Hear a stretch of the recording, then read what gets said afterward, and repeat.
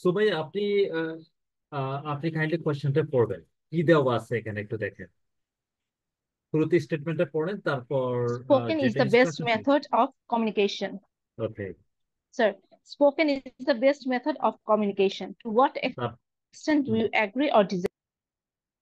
শুরুতে বলেন এটা কোন টাইপসের কোয়েশ্চেন। আমরা তো গত ক্লাসে বললাম যে আপনার রাইটিং টাস্ক 2 তে আপনাকে একটা পার্সুয়েসিভ এসে লিখতে দিবে, যেটা বেসিকলি আর্গুমেন্ট অথবা নন আর্গুমেন্ট, তাই তো? এই দুটো যে Sir, কোনো একটা। argumentative এটা।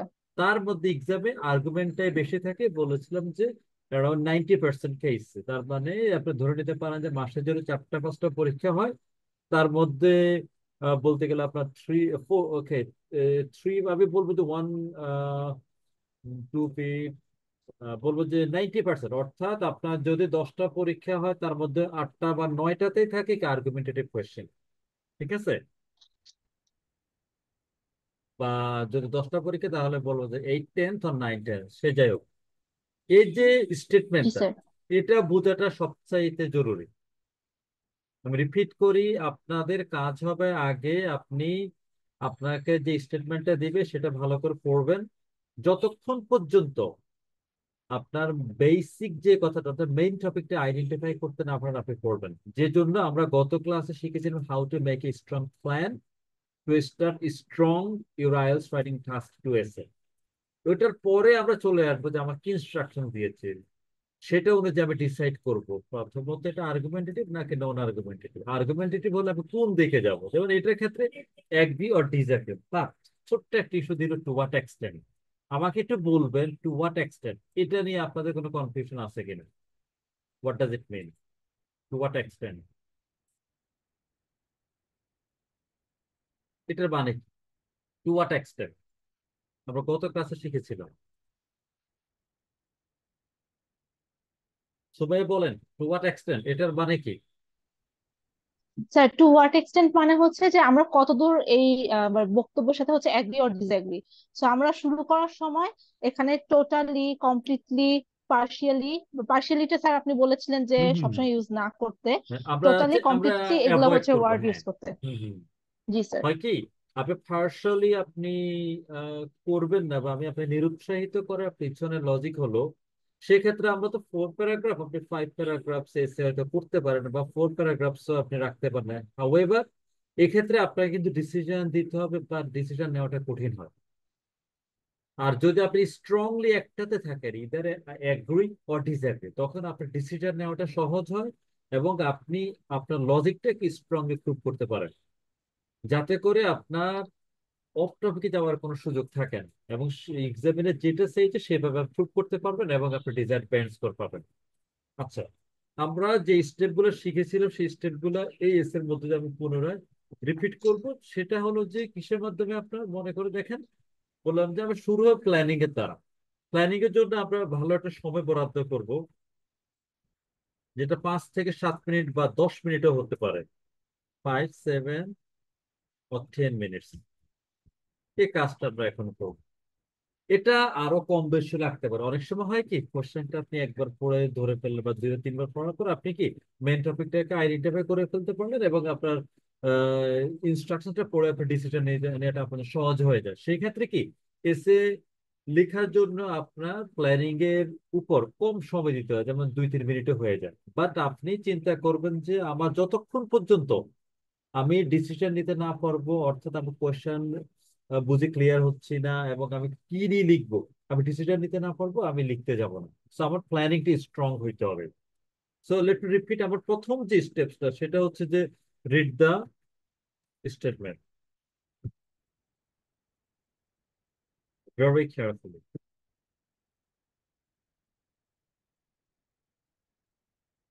তুমি আপনি কোশ্চেনটা পড়েন, স্টেটমেন্টটা পুনরায় পড়েন।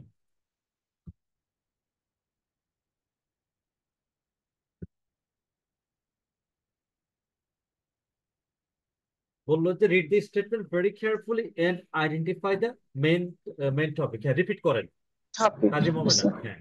স্যার প্রথম থেকে, spoken হ্যাঁ, is the best method of communication.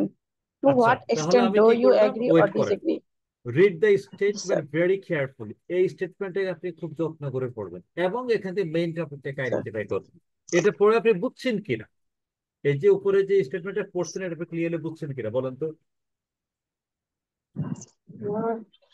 G sir. তাহলে আমাকে বলেন এখানে তাহলে মেইন স্পিকিং ইজ টপিকটা দ্য কি, বেস্ট মেথড অফ কমিউনিকেশন। এখানে তাহলে মেইন স্যার, টপিকটা কি। জি স্যার, মেইন টপিকটা হলো স্যার আমাদের কমিউনিকেশনের ক্ষেত্রে স্যার মুখে বলাটাই সবচেয়ে বড় একটা আচ্ছা, এটা তো ধরেন আপনি ট্রান্সলেট করলেন, ও মেথড। বললো যে স্পোকেন, অর্থাৎ আমাদের যে ওরাল কমিউনিকেশন এটা হচ্ছে বেস্ট ওরাল। কিসের ক্ষেত্রে, কমিউনিকেশনের ক্ষেত্রে।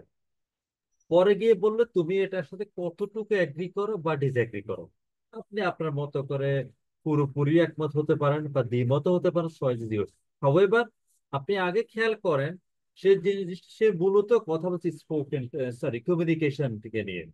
আর যদি স্পেসিফিক করি তাহলে সে একটা উল্লেখ করে যে spoken is the best, but কিছু একটা এখানে কি হিডেন রয়েছে, অর্থাৎ সে এখানে স্যার। কম্পারিজনে যাচ্ছে, সে বলছে স্পোকেন ইজ দ্য বেস্ট। আপনার মনে হতে পারে না ভাই স্পোকেন বেস্ট হতে পারে না, বা স্পোকেন হ্যাঁ বেস্ট, কেন বেস্ট সেটা আপনি বের করবেন, আবার এগেনস্টে গেলে সেটা আপনি প্রুভ করবেন। আচ্ছা এবার তাহলে দেখেন, আমি এখানে মূল টপিকটাকে যেটা পেলাম সেটা হচ্ছে আমার, তাহলে মেইন টপিক এখানে হচ্ছে আমার মেইন টপিকটা স্যার কমিউনিকেশন। Communication, communication.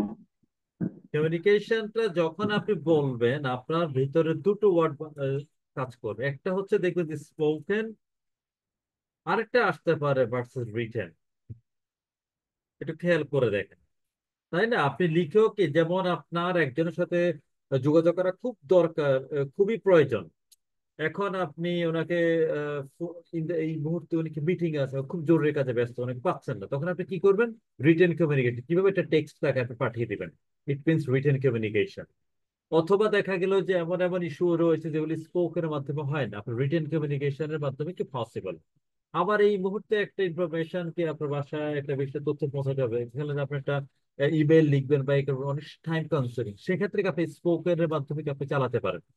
তাহলে আমরা বুঝলাম যে আমার যখনই কমিউনিকেশনের কথা বলে দুটো জিনিস আমার ভিতরে হবে, একটা স্পোকেন আর একটা রিটেন। তার মানে এখানে একটা ওয়ার্ড হিডেন রয়েছে, স্পোকেন ইজ দ্য বেস্ট। এখানে সে কিন্তু রেখে দিল একটা ওয়ার্ড রেখে দিল, সেটা হচ্ছে রিটেন কমিউনিকেশনটা। এটা আপনি কোশ্চেনটাকে পড়ে কি বের করে নিয়ে আসবেন, পেয়ে গেলেন। আপনি স্পোকেন, সরি আপনি কি মেন টপিকটাকে পাইলেন, এরপর আপনার কাজ হবে রিড ইনস্ট্রাকশন meticulously।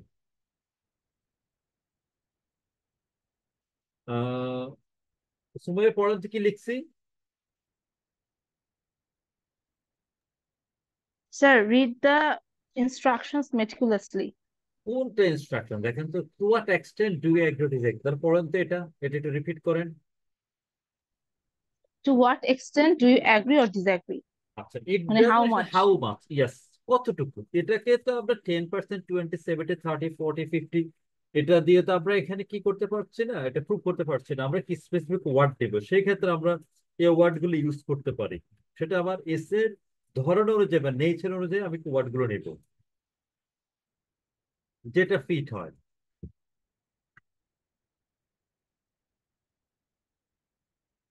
আমি কয়েকটা ওয়ার্ড লিখলাম, আপনাদের এসে অনুযায়ী আপনারা কি করে ডিসিশন নেবেন যে কোন ওয়ার্ডটা আমার এখানে ফিট হয়, পেয়ে গেলাম। এবার হলো যে আপনার কাজ যেটা, আপনার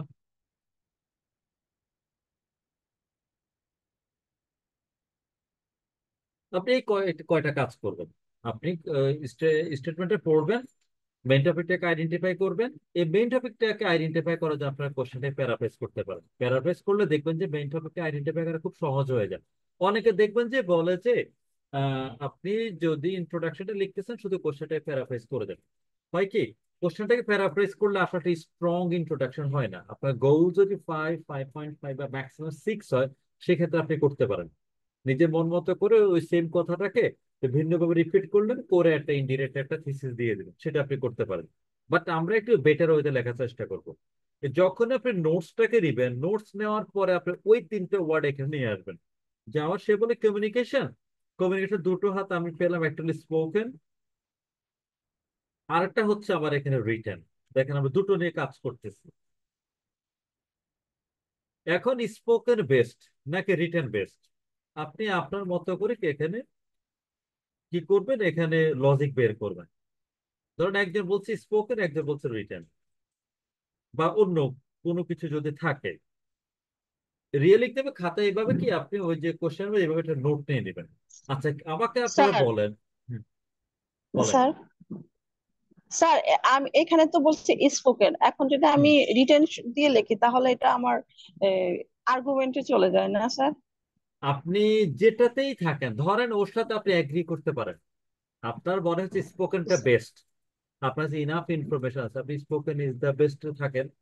ওইদিকে আরেকজন আপনার সাথে যিনি রয়েছে ওনার মনে হচ্ছে না ভাই স্পোকেন না, এর চাইতে কি বেটার কিছু আছে, আপনি যেটাতেই লিখেন প্রবলেম নাই, কিন্তু প্রুভ করতে হবে।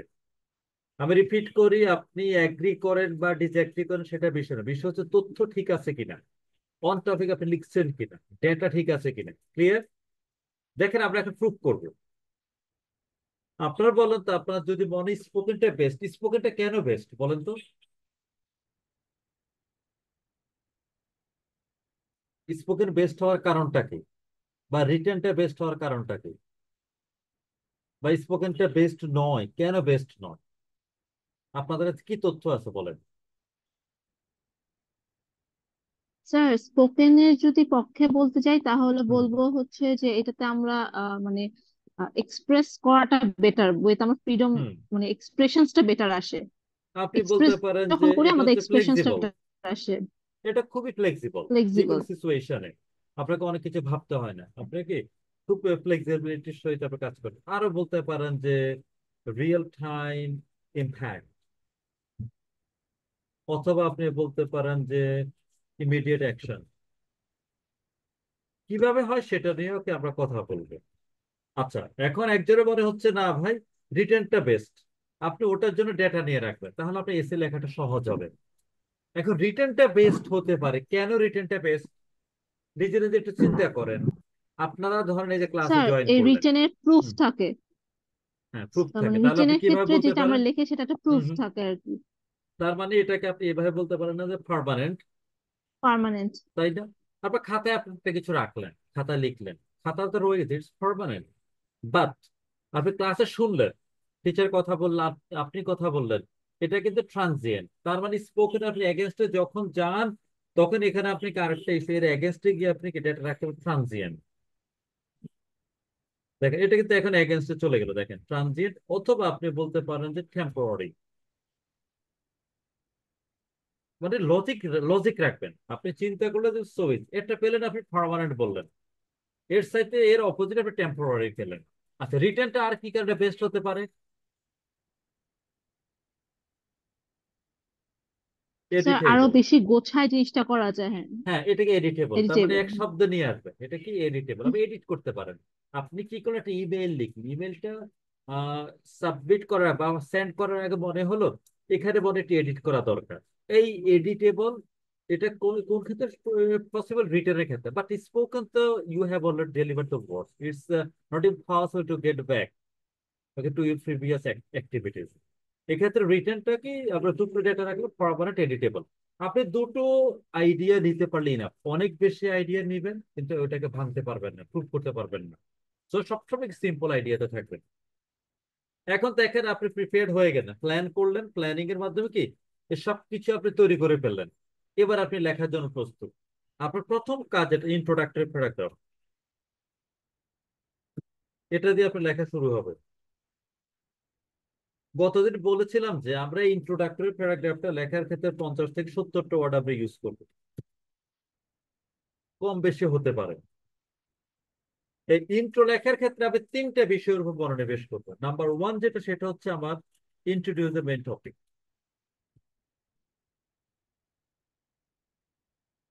এরপর ওরা একটা ব্যাকগ্রাউন্ড সেন্টেন্স দিবেন কি, হ্যাঁ, এরপর ওরা একটা থিসিস দেন,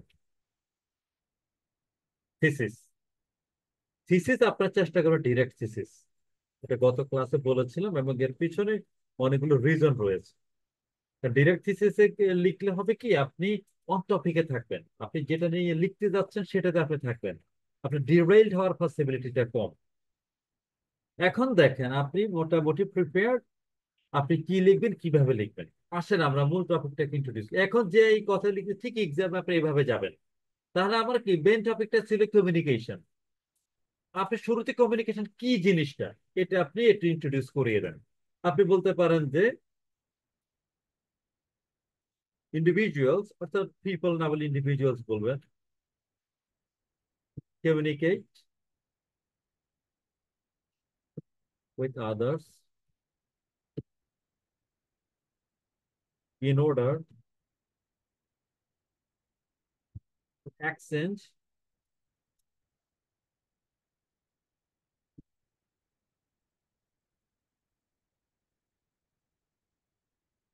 their thoughts। এই যে ধরেন সেন্টেন্সটা, এটা কোনোভাবেই মেমোরাইজড সেন্টেন্স না। আপনি রিয়েল টাইমে কি আপনার আপনি বলছেন কমিউনিকেশন কি জিনিস, কেন আপনি বললেন যে লোকজন ভাই কমিউনিকেট করে, যোগাযোগ করে কার সাথে, অন্য অন্য কারোর সাথে, কোন উদ্দেশ্যে, তার থটস, চিন্তাটা, আইডিয়াটাকে শেয়ার করার জন্য। তাই খুবই একটা সিম্পল সেন্টেন্স, বাট এটা হচ্ছে কি আপনার মূল টপিকটাকে ইন্ট্রোডিউস করে দিয়েছে। এবার হচ্ছে কি, এবার এটার একটা ব্যাকগ্রাউন্ড। আপনি বলেন যে they communicate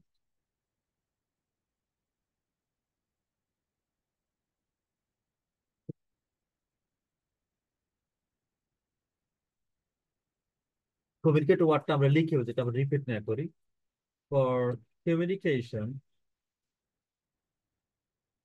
সরি আমরা একটু ভিন্ন, for sharing their ideas, either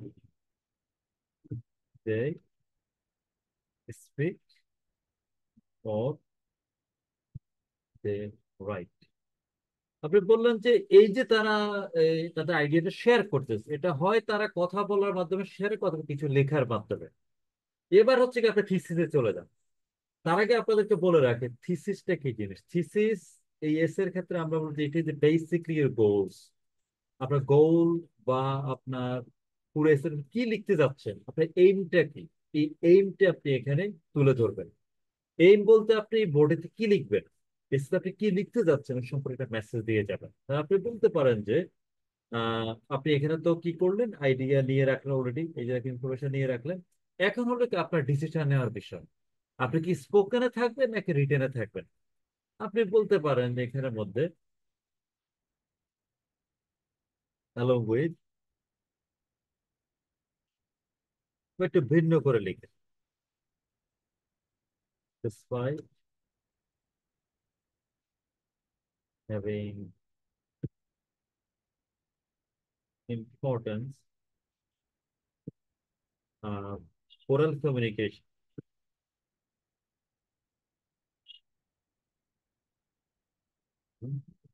along with the millions of people, I strongly believe that, অথবা ascertain ওয়ার্ডটা লিখেন, ওয়ার্ড আপনি চেঞ্জ করে বলবেন ascertain that written is the best method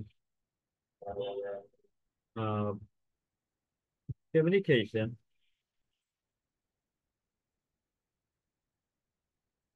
because it is permanent and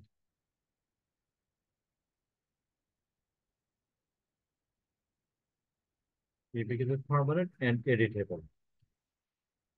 This is one of your simple but the best introductory paragraph for higher band score in IELTS writing task 2. এবার আমি আপনাদের একদিন request করব এটা পুরোটা পড়তে। দেখেন only 48 words, but এখানে প্রত্যেকটা জিনিস চলে আসছে। আপনি এটাকে আরো বেটার ওয়েতে লিখতে পারেন কিভাবে, প্র্যাকটিসিং। আপনি কি কিছু ভোকাব আনবেন, বাট থিম ঠিক থাকবে কিভাবে, আপনার মেইন টপিকটাকে আপনি ইন্ট্রোডিউস করলেন, আমি এখানে প্রয়োজন লিখে দিই মেইন টপিক। তারপরে আমরা এখানে লিখলাম যে এটা ব্যাকগ্রাউন্ড, তারপরে আসছে আপনার এখানে থিসিস। দেখেন যেভাবে বলছি পুরো জিনিসটা আপনারা এবার দেখেন, দেখেন আপনাদের পুরো জিনিসটা ক্লিয়ার হবে যে হ্যাঁ এভাবেই লেখা সম্ভব।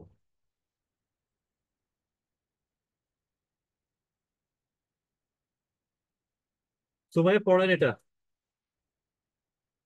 ইন্ট্রো যে ইন্ট্রোটা আমরা লিখলাম এটা একটু পড়েন, তারপর তো বাসা নিজের আবার ট্রাই করবেন। জি sir. Individuals communicate with others in order to exchange their thoughts. For hmm, sharing their ideas, either they speak or they write. Despite having importance of oral communication along with millions of people, I strongly ascertain that written is the best method of communication because it is permanent and editable.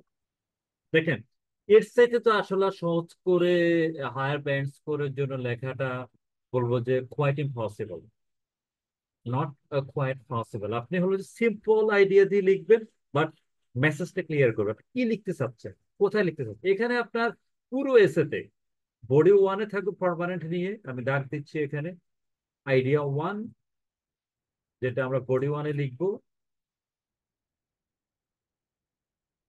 এটা হচ্ছে আপনার idea to, অর্থাৎ body paragraph two.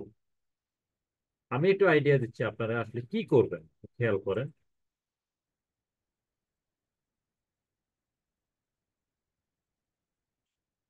This colour is the best. Anyway, আপনি খেয়াল করেন, আপনি প্রথম বডিতে লিখতে চাচ্ছেন বাট পার্মানেন্ট, রিটেনটা হচ্ছে permanent.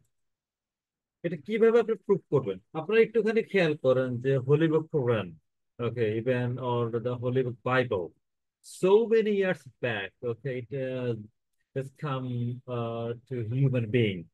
Still now, anyone is able to change a single word, even a letter. But এটা রিফ্লেকশনটা খেয়াল করেন, years after years, individuals are enjoying the real benefits, even it is the way of life. তার মানে আপনি খুব সহজে একটা প্রুফ দিতে পারেন কি দিয়ে, কিসের জন্য পার্মানেন্ট, এখানে কি আপনার রিটেনটা স্ট্রং। আপনি এভাবে লিখতে পারেন যে হ্যাঁ স্পোকেনের হচ্ছে যে আপনার অনেক অনেক অনেক ইফেক্টিভ রিফ্লেকশন রয়েছে, বাট এটা হচ্ছে টেম্পোরারি। এই দিক বিবেচনায় রিটেনটা বেস্ট, কারণ এই হচ্ছে পার্মানেন্ট, ইয়ার্স আফটার ইয়ার্স এটা রেকর্ড হিসেবে থাকে। তারপরে আপনি এক্সাম্পলটা আনলেন about the holy book Quran, even আর অন্য কোনো বই সম্পর্কে যদি আপনারা বলতেছেন, ফ্যান্টাস্টিক। সেকেন্ড বডিতে আপনি যখন যাবেন এডিটেবল, আপনি এভাবে বলতে পারেন যে স্পোকেনে যখন একটা ওয়ার্ড ডেলিভারি দেয়, ওটা আসলে আর ব্যাক করা, ফেরত আনা বা এডিট করা অলমোস্ট ইম্পসিবল। বাট রিটেনের ক্ষেত্রে একটা কিছু লিখার পরে একজন মানুষের হাতে যথেষ্ট সময় থাকে, যেটা ইউটিলাইজ করে সে পরবর্তীতে কি করে এডিট করতে পারে এবং সেটা দ্বারা সে অ্যাডভান্টেজ দিতে পারে। তারপরে আপনি বললেন যে একটা ইউনিভার্সিটি স্টুডেন্ট, সে যখন তার একটা প্রেজেন্টেশন অথবা আপনার কোনো অ্যাসাইনমেন্ট তৈরি করে, অ্যাসাইনমেন্ট তৈরি করার পরে সে বারবার এটা চেক করতে পারে, আপনি ইচ্ছে মতো সে এডিট করতে পারে, এর মাধ্যমে কি সে তার যে থটস বা থিঙ্কিংটা খুব ভালোভাবে রিফ্লেক্ট করতে পারে। তার মানে বোঝা যাচ্ছে যে আপনার রিটেনটা হচ্ছে কি বেস্ট অন্য যে কোনো কিছু তুলনা। এই যে এইভাবে হলো কি আপনি প্রুভ করবেন। একই কাজ কেউ যদি মনে করে যে না ভাই আমি রিটেন নিয়ে লিখবো না, আমার কাছে মনে হচ্ছে স্পোকেন ইজ দ্য বেস্ট, আপনি যখন দিলেন যে রিয়েল টাইম ইমপ্যাক্ট, আপনি একটুখানি খেয়াল করেন। আপনার ধরেন আপনি যদি অ্যাসেম্বলির কথা বা সংসদের কথা চিন্তা করেন, মুখে কথা হলো, কথা হওয়ার ফলে যে হ্যাঁ ভোট না ভোট, ইয়েস অর নো, যখন ইয়েস ইয়েস ইয়েস এভাবে কি ইয়ে করা হয়, তার মানে হচ্ছে কি এটা ওইখানে প্রুফ, ওই বিল ওইখানে পাশ হলো। দ্যাট মিনস হচ্ছে এটা রিয়েল টাইম ইমপ্যাক্ট গেল এটা। আপনার ক্লাসের মধ্যে টিচার বলল যে এটা হচ্ছে আপনাদের হোমওয়ার্ক, এটা আপনি করে আনবেন, দেখেন it's all about his works. এবং আপনারা হলে বা আপনাদেরকে ক্লাসে একটা টাস্ক দিল, ইউ শুড ডু ইট নাও, তারপরে একটা রিয়েল টাইম ইম্প্যাক্ট, আপনাকে এটা বলা হলো এবং এটা অ্যাকশনটা সাথে সাথে হচ্ছে গেল এটা। সেকেন্ড যে জিনিসটা আপনি বলেন যে না ভাই এটা খুবই ফ্লেক্সিবল, ফ্লেক্সিবল তার মানে হচ্ছে কি আপনার অনেক চিন্তা করতে হচ্ছে না, আপনি ভোকাবটাকে খুব অটোমেটিকলি ওই বিষয়টার উপর কি বেস করে আপনি ডেলিভারি দিতে পারতেছেন। আপনি চাচ্ছেন এটা বলতে যেভাবে খুশি আপনি আপনার মতো করে বলতে পারতেছেন। তারপরে আপনি আবার আনতে পারেন যে স্পোকেনটা হচ্ছে টেম্পোরারি, এটা আপনি আনতে পারেন। সো আপনি যে আইডিয়াটাকে দিবেন, আপনার কাজ হচ্ছে আইডিয়াটাকে বারে বারে ভাঙবেন, এবং এই ভেঙ্গে এটাকে কি করবেন, ব্যাখ্যা করবেন। এই ব্যাখ্যার পরে আপনি একটা এক্সাম্পল দিয়ে প্রুভ করবেন যে কেন এটাকে আপনি ফেভার করতে যাচ্ছেন বা কেন আপনি এটার এগেনস্টে যাচ্ছেন। আপনি যদি ওইভাবে করেন দেখবেন ইটস সো ইজি। এবং আমি বিলিভ করি আপনারা যদি একটু এফোর্ট দেন এই এসেটা লেখা খুব একটা কঠিন কাজ হবে না।